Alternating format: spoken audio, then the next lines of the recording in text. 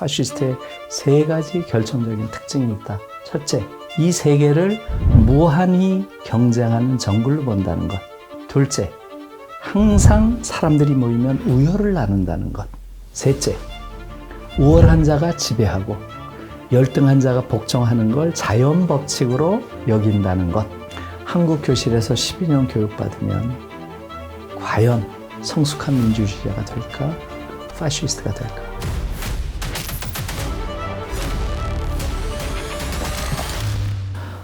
지난 5, 6년 동안 엄청 바빴습니다. 그래서 제가 교육학자인지 문학선생인지 헷갈려 하는 분들도 많이 있는 것 같아요. 제가 교육 이야기를 시작한 이유는 다른 게 아니에요. 우리 아이들이 너무 불행하고, 정확히 말하면 전 세계에서 가장 불행한 아이들이다. 이렇게 말해도 과언이 아니에요. 그리고 그런 불행한 아이들이 나중에 성인이 되면 그들로 이루어진 사회가 될 텐데, 그런 사회가 과연 행복한 사회가 될까? 불가능한 거고요. 그래서 저는 이 아이들이 불행한 현재의 상황, 이것이 한국 교육이 만들어내는 불행이라고 보고요. 그것을 이제는 근본적으로 바꾸지 않으면 한국 사회의 미래가 암울하다. 교육과 관련해서 가장 무서운 것은 저는 우리 국민들이, 우리 구성원들이, 우리 사회 구성원들이 가지고 있는 무감각이라고 생각해요. 한 4, 5년 전이죠. 르몽드, 프랑스에서 가장 유명한 그러한 신문이죠.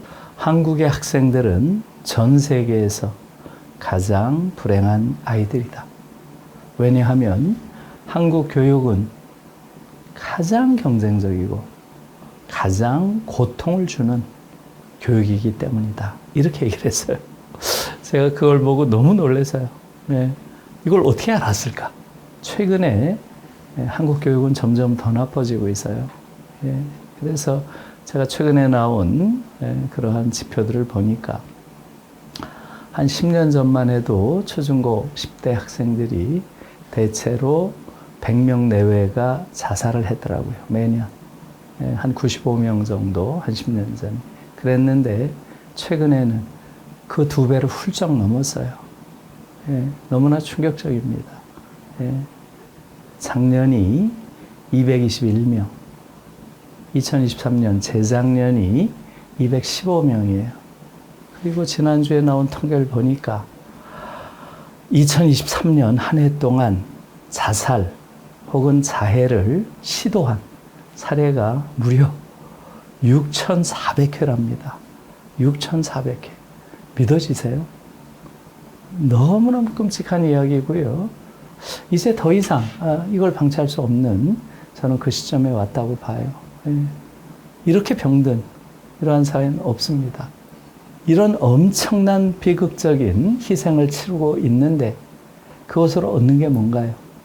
이렇게 아이들을 들들 볶고 이렇게 아이들을 살인적인 경쟁으로 내모는데 정작 아이들은 너무나 무식해요. 지금 한국 아이들처럼 이렇게 지적 능력이 떨어지는 아이들이 없습니다. 그걸 대부분 잘 몰라요. 수학 문제 잘 푼다고 지적 능력이 있는 거 아닙니다. 종합적인 사유 능력이 떨어져요. 왜 그렇겠어요? 책을 안 읽으니까. 문제집을 풀고 앉아 있잖아요. 그러니까 아이들을, 바보들을 지금 길러내는 것이고, 이런 한국 교육, 바보들을 길러내는 한국 교육에 잘 적응한 아이들이 스카이 가는 거예요. 그렇기 때문에 한국 교육을 잘 적응한 아이들일수록 제가 보기에는 종합적인 지적 능력이 떨어져요. 제가 중대 가기 전에 4년을 주로 서울대에서 강사를 했습니다. 제가 거기서 본 것은, 어떻게 한 인간이 이렇게까지 강박적으로 성실할 수 있을까? 그런 아이들이에요. 거의 강박에 가까운 수준의 성실함. 그걸 갖지 않으면 서울대 못 들어옵니다. 그런데 그런 아이들이 어떻게 창의적인 인간이 되겠어요? 사실 제가 4년 동안 가르치면서 와, 이 아이는 천재구나, 이런 느낌을 받은 아이가 단 한 명도 없어요. 저는 이게 한국 교육의 근원적인 문제라는 걸 최근에 깨닫고 있어요. 한국 교육이 길러내는 최고의 엘리트들, 그들은 어떤 인간들인가요? 저는 최근에 있었던 윤석열 내란 사태가 한국 교육에 주는 의미는 너무나 크다고 봐요.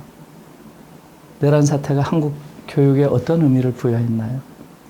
그것은 바로 한국 교육은 실패한 것이 아니라 한국 교육은 그 자체가 파탄이다, 파탄. 완전한 파탄에 이르렀다 하는 걸 보여주는 거예요. 윤석열 내란 사태가 보여준 게 뭐예요? 한국 교육이 길러낸 최고의 엘리트들, 전교 1등들, 그들이 어떤 인간들인가 하는 걸 폭로한 게 저는 이 사태의 본질이라고 봐요. 예.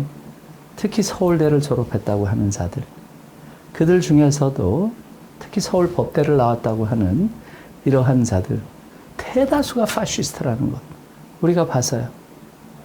어떻게 엘리트란 자들이 이런 명명백백한 범죄 행위에 대해서 저렇게 궤변을 들어놓고 허위의 언어, 허언들, 위선의 언어, 위언들, 곡하가세의 언어, 이런 것들을 늘어놓는 걸 보면서 와, 한국 사회가 길러낸, 특히 한국 교실이 길러낸 엘리트라고 하는 자들이 어떻게 저렇게까지 끔찍한 그러한 인간들일까 하는 걸 아마 저만 느낀 게 아닐 거예요. 지난 6개월간 그걸 많이 느끼셨을 겁니다. 왜 이렇게 됐을까요? 저는 이런 부분에 대해서 한국의 판검사들, 또 의사들, 소위 한국 교육이 길러낸 전교 1등들, 그들 개인의 문제라고 보지 않아요. 이것은 바로 한국 교육의 구조적 문제인 거죠. 공부만 조금 잘하면 모든 게 용서되는 그러한 교실에서 12년 동안 교육받으면 어떻게 성숙한 인간이 되겠어요? 성숙한 내적인 그러한 성품을 가진 아이들도 한국 교육에서 12년 교육을 받으면 성숙한 그러한 인간이 되기 어려운 거죠. 이건 교육의 구조적 문제인 거죠. 그래서 지금 한국 교육은 한국 사회를 망치고 있다. 한편으로는 대다수의 아주 멀쩡한 아이들을 불행의식에 가득 찬 아이들, 열등생으로 만들어 놓고 있고요. 한국 사회에서, 한국 교실에서 이른바 승자라고 하는 소수의 엘리트들은 가장 미성숙하고 오만하고 심지어 파렴치한 그런 엘리트들로 키워놨다. 저는 이재명 정부가 해야 될 가장 중요한 그러한 일은 바로 교육을 혁명적으로 바꾸는 것이다. 그렇지 않고는 이 대한민국이라는 사회는 하나의 성숙한 인간이 함께 사는 공동체로서 존속 가능성이 없다. 저는 그렇게 봐요.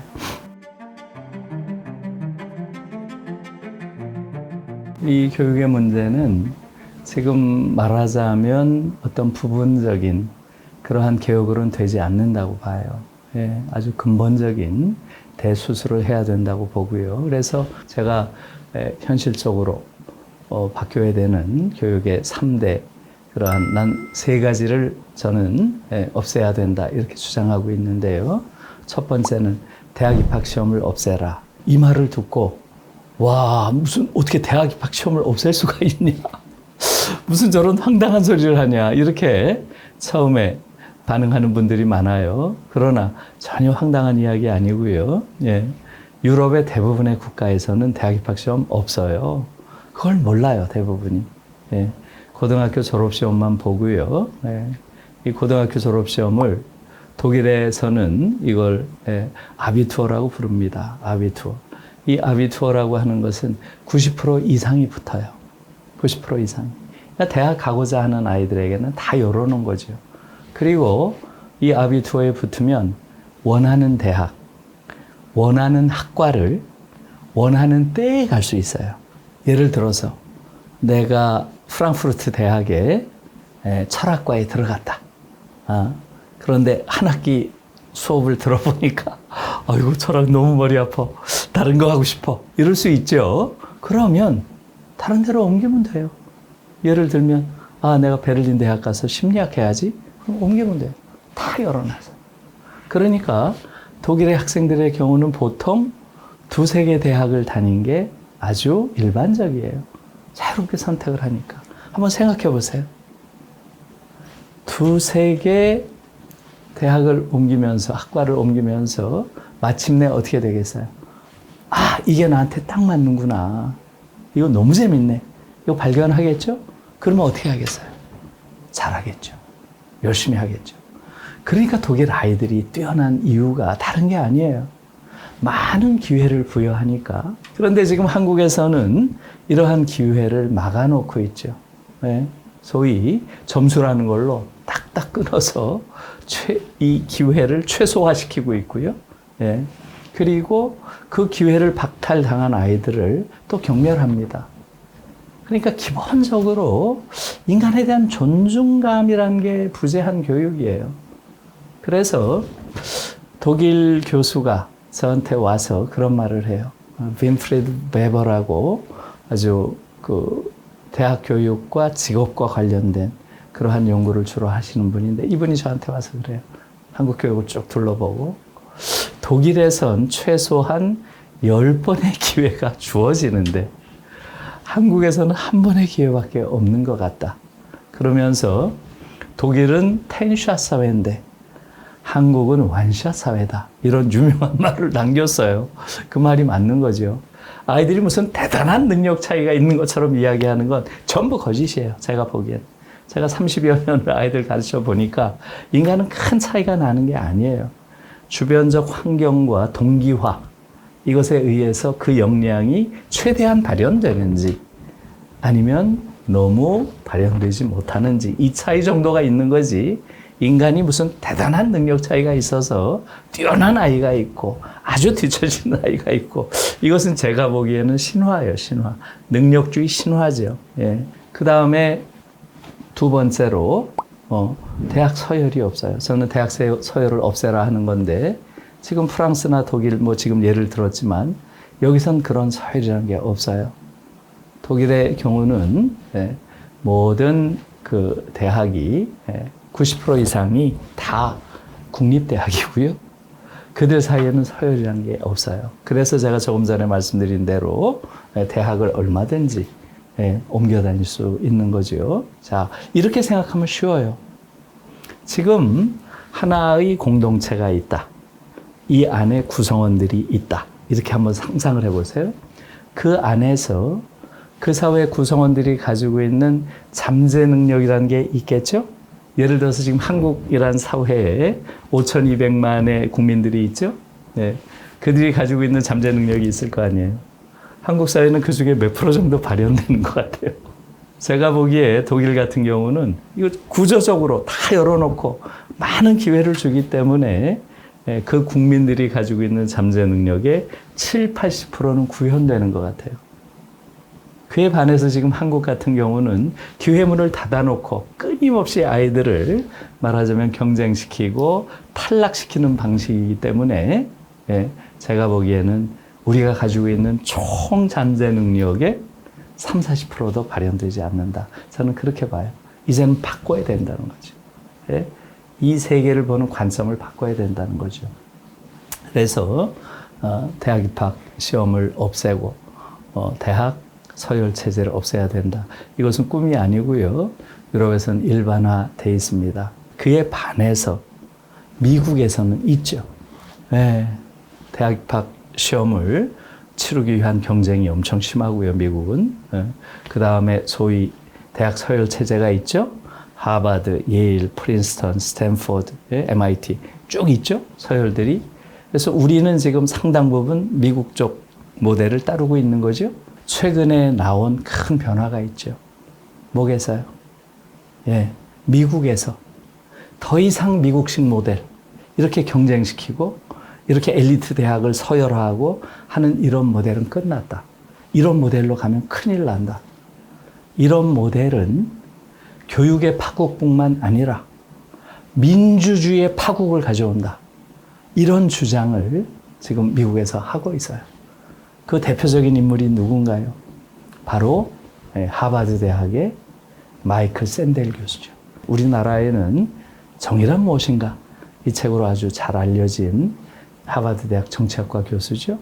예, 바로 이 문제를 제기한 그의 책이 한국에서도 번역이 됐죠. 공정하다는 착각. 여기서 샌델 교수는 오늘날 미국 사회를 이렇게 야만적인 사회로 만든 것. 예, 이렇게 야만적이다. 무슨 얘기겠어요? 트럼프 현상을 이야기하는 거죠. 트럼프 같은 자가 대통령이 되는. 예? 그리고 특히 이제 이 책을 쓸 당시에는 아마 한국인들도 보고 놀랐을 거예요. 트럼프 지지자들이 미국 의회를 공격해서 총까지 쏴가면서 아주 그냥 난동을 부리고 난장판을 만들었던 이게 이제 전 세계에 중계됐잖아요. 우리도 놀랬죠. 와, 미국 민주주의가 저거밖에 안 돼? 세상에 저렇게 야만적인 사회야? 모두가 충격받았을 거예요. 미국 사회의 이 야만성의 근원은 무엇인가? 이것을 추적한 책이 바로 그 책이에요. 공정하다는 착각. 원 영어 제목은 The Tyranny of Merit예요. 직역을 하자면 능력의 폭정 정도 되는데 조금 어렵죠. 제가 번역을 하자면 능력주의는 폭군이다. 이렇게 할 거예요. 능력주의 경쟁교육이 미국 사회의 가치를 다 때려부신 폭군이다. 이런 뜻이에요. 트럼프 현상은 능력주의 경쟁교육이 만들어낸 야만성의 결과 나타난 것이다. 이렇게 이야기를 하는 책이에요. 놀라운 책이죠. 이 능력주의 경쟁교육의 결과 미국 사회는 한편에서는 오만하기 이를 데 없는 엘리트가 있고 이들을 보면서 울분을 느끼는 그러한 대중들이 있다. 우리는 능력주의는 좋은 걸로 알고 있는데 사실은 샌델은 능력주의가 미국 사회를 야만으로 만든 폭군이다. 이렇게 주장을 하는 거죠. 그래서 이제 미국 사회가 성숙한 사회가 되려면 능력주의 경쟁교육하면 안 된다는 거예요. 지금 저는 미국에서 이런 변화를 보고 아, 이것은 시대정신이구나. 미국조차 이렇게 바뀌는구나. 지금 한국만 남아서요. 한국도 이제는 이 시대정신을 거부할 수 없다고 저는 생각합니다. 예, 더 이상 이러한 대학 입학 시험을 지금 이렇게 줄 세우는 경쟁 교육으로 가는 것은 그야말로 한국 사회를 이렇게 야만 사회로 만든 아주 근원이라고 보고요. 세 번째는 대학 학비를 없애라는 거예요. 대학 등록금을 없애라. 이 말도 지금 한국 사람들은 많은 분들이 놀래요. 그 주장을 하면. 예, 이것도 우리가 잘못된 대학관을 가져서 그래요. 예, 지금 유럽에서는 대학이라고 하는 것은 모든 시민이 당연히 누려야 될 권리라고 보고 있어요. 그에 반해서 영미 모델, 미국이나 한국 같은 이런 나라에서는 시장에서 구매하는 상품이라고 생각을 해요. 하버드 7만 달러, 예? 예. 예일 6만 5천 달러, 스탠퍼드 6만 달러, 뭐 이런 식이죠. 지금 한국도 마찬가지예요. 대학 등록금 엄청 비싸죠. 1년에 거의 1,000만 원씩입니다. 예. 이걸 당연시해요. 그러나 유럽인들이 보면 너무 놀라죠. 아니 어떻게 고등교육을 받는데 돈을 내냐. 이런 데 대한 생각을 우리가 바꿔야 되는 거예요. 그리고 지금 학비만 없는 게 아니에요. 독일 같은 경우는 1969년 선거 때 쟁점이 된 게 학비는 없더라도 집이 부유한 집 아이들은 공부에만 전념할 수 있는데 집안이 좀 어려운 아이들은 자꾸 아르바이트를 해야 되잖아요. 생활비를 벌어야 되니까. 이것은 정의로운 그러한 사회의 현상이 아니다. 고등교육을 받을 권리는 누구에게나 공평하게 주어져야 된다. 대학에 들어오면 누구나 다 공부에만 전념할 수 있는 그러한 기회를 줘야 된다. 이게 쟁점이 됐어요. 그래서 1970년에 마침내 독일 대학에서는 생활비까지 주는 그러한 법이 통과됩니다. 이걸 바펙이라 그래요. 독일에서 바펙. 얼마나 줄까요? 작년에 제가 바펙을 들여다보니까 한 달에 120만 원 정도 줍니다. 120만 원. 예. 그러면 그것으로 기숙사비하고 식비하고 책몇권 사고 공부에만 전념할 수 있어요. 제가 지금 저희 그 제자들이 독일에서 박사 논문 쓴 친구들이 많아요. 예. 제가 최근에 뮌헨 대학에 공부하는 친구가 둘이 있는데 그 친구들이랑 통화를 하는데 제일 큰 어려움이 뭐냐? 그랬더니 도서관 자리 잡는 거예요. 도서관 자리 잡는 거예요. 예? 8시에 가야 자리를 잡아요. 예? 꽉꽉 찬다는 거예요. 그게 정상이죠. 지금 한국 대학 가보세요. 시험 때 이외에는 도서관에 아이들이 거의 없어요. 어디가 있나 아이들이. 도서관에 있어야 될 아이들이 편의점에서 이거 찍고 앉아 있어요. 예? 커피숍에서 커피 나르고 있어요. 아르바이트를 한다고. 그게 지금 한국 사회예요. 결국은 대학에 들어온 아이들은 부모의 재력에 상관없이 공부에만 전념해야 된다고 하는 이러한 기본적인 교육학적 상상력, 이게 한국에서 결여되어 있죠. 예. 말하자면 제가 그래서 3가지를 말씀드린 거예요. 그래서 첫째, 대학 입학 시험을 없애라. 둘째, 대학 서열 체제를 없애라. 셋째, 대학 등록금을 없애라. 이 3가지예요.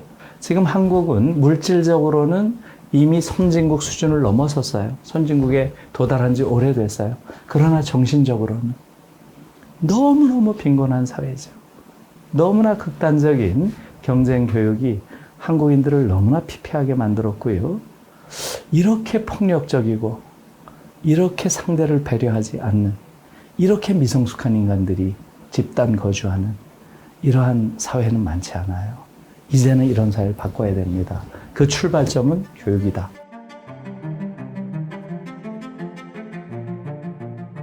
그러니까요, 이건 이제 한국의 특수성이 있습니다. 한국이란 사회는 특이한 사회예요. 정말 특이한 사회예요. 그리고 그 특수성은 꼭 나쁜 건 아니에요. 대단한 우리 사회가 가지고 있는 장점일 수가 있어요. 그 중에 가장 특이한 점은 다른 게 아니라 한국 사회는 평등지향적 불평등 사회라는 거예요. 많은 국제적인 지표가 지금 한국처럼 이렇게 불평등이 심한 나라는 없다는 것이고요. 지금 뭐 자산 불평등 상상을 초월하죠. 작년 같은 경우는 상위 20%와 하위 20% 사이에 자산 불평등이 몇 배 정도 차이 날까요? 142배 차이가 납니다. 믿어지세요? 어떻게 한 사회 안에서 상위 20%, 하위 20%가 142배 차이가 날 수가 있어요? 도저히 상상할 수 없는 그러한 사회고요. 어마어마하게 불평등한 사회예요. 그런데 한국 사회는 또 다른 측면에선 어마어마하게 평등지향적 사회예요. 이런 사회가 없어요. 김대중, 노무현, 이명박, 지금 이재명까지. 김대중, 노무현, 이명박. 이 3분의 공통점은 뭔가요? 상고 출신이죠. 상고. 김대중, 목포 상고. 노무현, 부산 상고. 이명박, 동지 상고예요. 이 상고 출신이라는 게 그 당시 상황에서 의미하는 게 뭘까요? 그 지역의 수재라는 거예요. 수재. 그 당시만 해도 그 지역의 상고에 가려면 가장 뛰어난 수재여야 돼요. 그런데 부잣집 수재는 안 가죠. 부잣집 수재는 부산고 가지 부산상고 안 가요. 말하자면. 다시 말하면 아주 수재인 가난한 집의 수재들이라는 거죠. 그래서 지금 이 3 대통령의 사례를 봐도 어떤가요? 한국 사회는 최하층 집안의 자식이 최상층까지 올라간 이런 나라예요.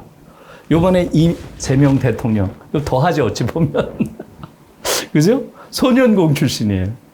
검정고시를 해가지고 지금 변호사가 되고 지금 대통령이 됐어요.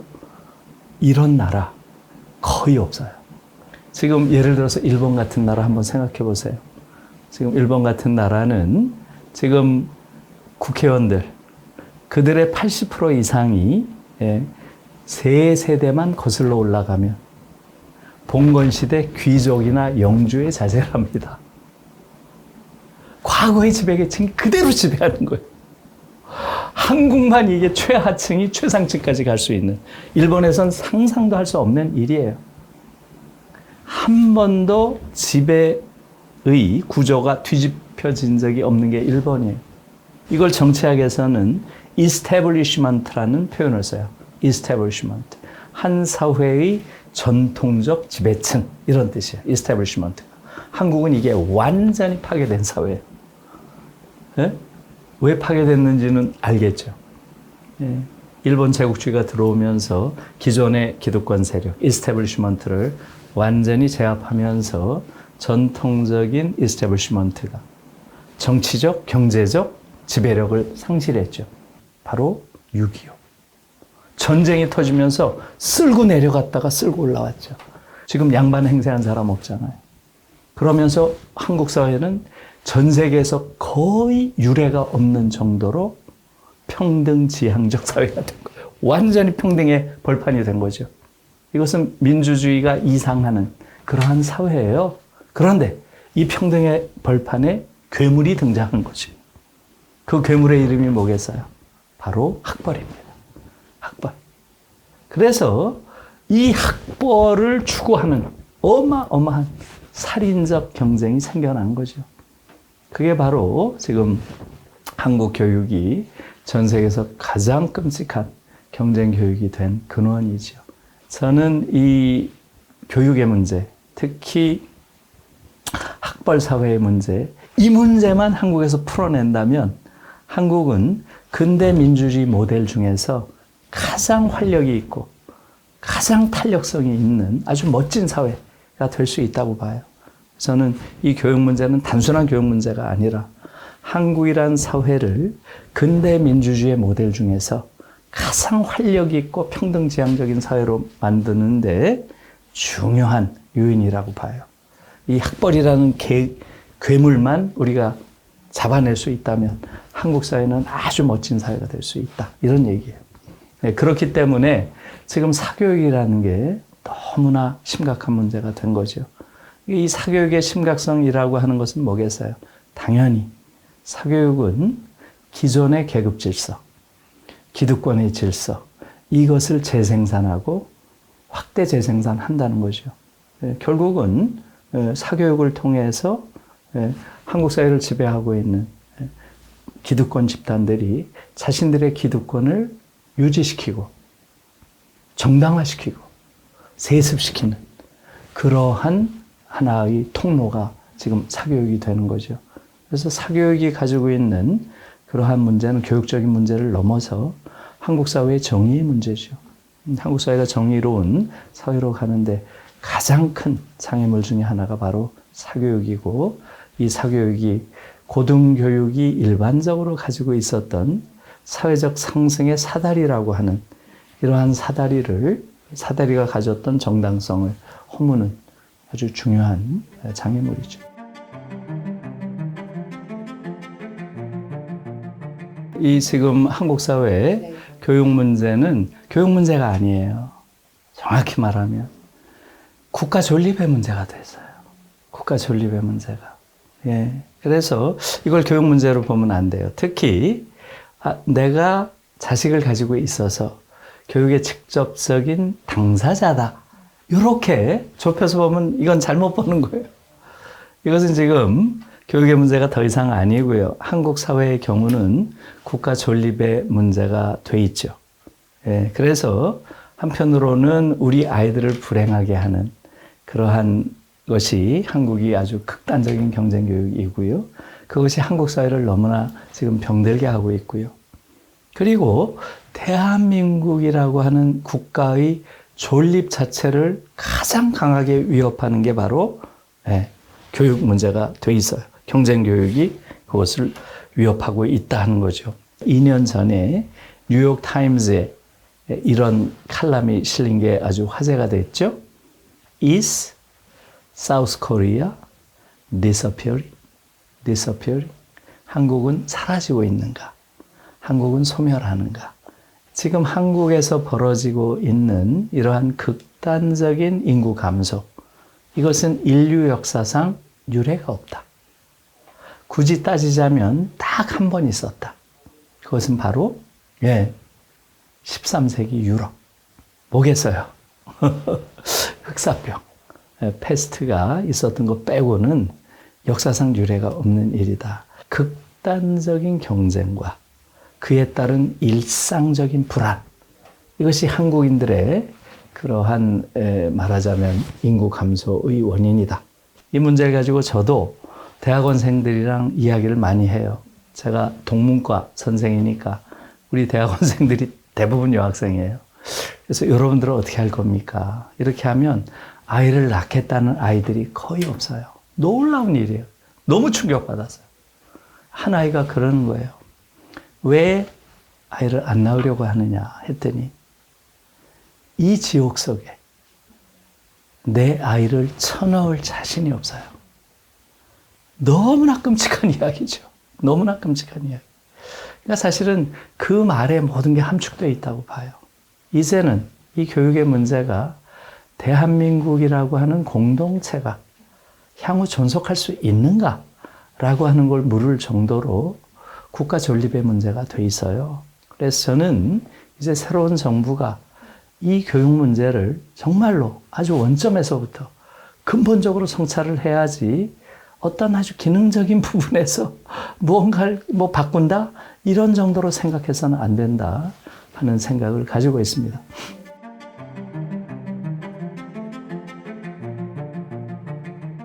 한 사회를 변화시키는 그 가장 중요한 단초, 실마리는 뭐겠어요? 변화는 어디서 시작하나요? 변화를 시작하는 가장 중요한 단초는 바로 상상력이에요. 상상력. 지금 한국 사회가 변화하지 않는 가장 중요한 이유도 상상력의 결여예요. 특히 교육적 상상력이 지금 너무 부족해요. 우리 사회에. 제가 아까 3가지 말씀드렸지만 대학 입학 시험을 보지 않는 것, 대학 서열 체제를 없애는 것, 대학 등록금을 없애는 것, 이런 것들을 상상해 본 적이 없어요. 대부분이. 그렇기 때문에 그러한 변화가 있을 수가 없죠. 그래서 저는 교육적 상상력의 폭을 넓히고요. 그 다음에는 공론장에서 이것이 과연 가능해? 이게 실현된 나라가 있어? 이런 것들이 본격적으로 논의되기 시작해야 돼요. 그걸 통해서 한국 교육이 바뀌어야 되는 거죠.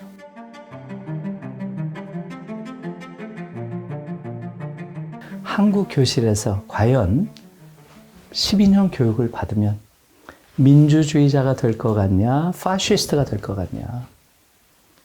나는 지금 한국의 교실이 파시스트를 기르는 온상이라고 생각한다. 파시즘의 핵심적인 원리가 세 가지다. 파시스트의 3가지 결정적인 특징이 있다. 경쟁, 우열, 지배의 이데올로기다. 한국 교실에서 12년 교육받으면 과연 성숙한 민주주의자가 될까? 파시스트가 될까? 자, 그러면 한국 교실의 모습을 한번 보세요. 아이들을 정치적 미숙아 취급을 해요. 한국 교실에서는. 어린애들이 뭘 알아? 이런 식으로 생각을 해요. 있을 수 없는 얘기예요. 독일에서는 초등학생들부터 민주주의의 주체라고 가르쳐요. 그래서 초등학생 데모가 그렇게 많은 거예요. 네? 그런데 우리는 고등학생도 정치적 미숙아 취급을 해요.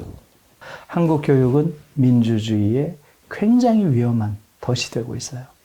이제는 이것을 넘어서야죠. 저는 윤석열 이후의 교육이라고 하는 것은 민주주의자를 기르는 교육이 되어야 하는 것이고요. 그러기 위해서도 교육개혁은 시대의 명령이다. 이렇게 보고 있습니다.